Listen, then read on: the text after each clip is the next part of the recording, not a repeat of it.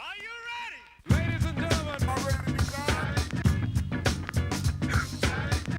go? Good evening and welcome to this installment of the Letterman Jacket Podcast. Tonight Tuck's going to talk about the state of the Vikings a little bit and how active they've been since the league year has started. So, their first big transaction was going out and getting Kirk Cousins, signing into that 3-year deal that's fully guaranteeing $84 million. To be able to do that in any light, in any way, form, or fashion is quite brilliant work. So the GM, Rick Spielman, up there clearly knows what he's doing. They also went out and made a trade for Trevor Siemian, so he's going to be their backup this year. I don't know how much going forward he has left on his contract, but probably a couple of years there. So they're pretty good in that quarterback room for the next couple of years.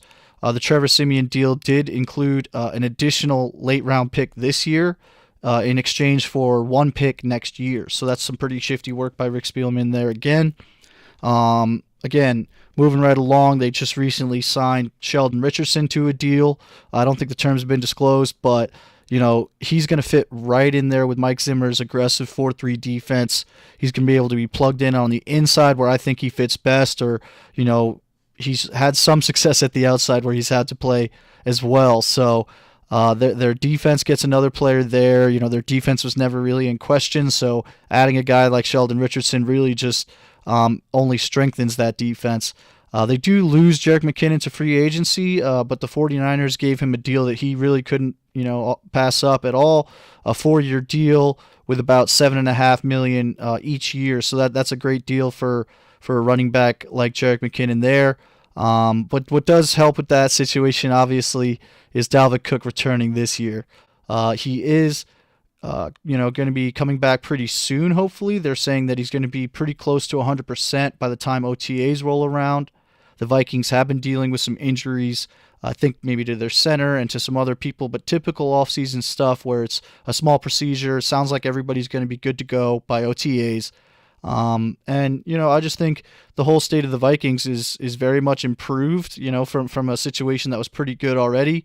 I don't see a whole lot of question marks there. So it looks like, the recent success that they've had is only going to continue to improve. If you're a Vikings fan out there listening, please let us know what your feelings are on the situation. We'd love to hear from you.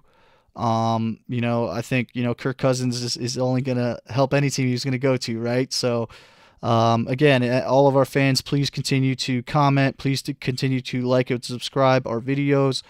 This has been a YouTube update. We're going to have a full episode coming up shortly, as Pat said.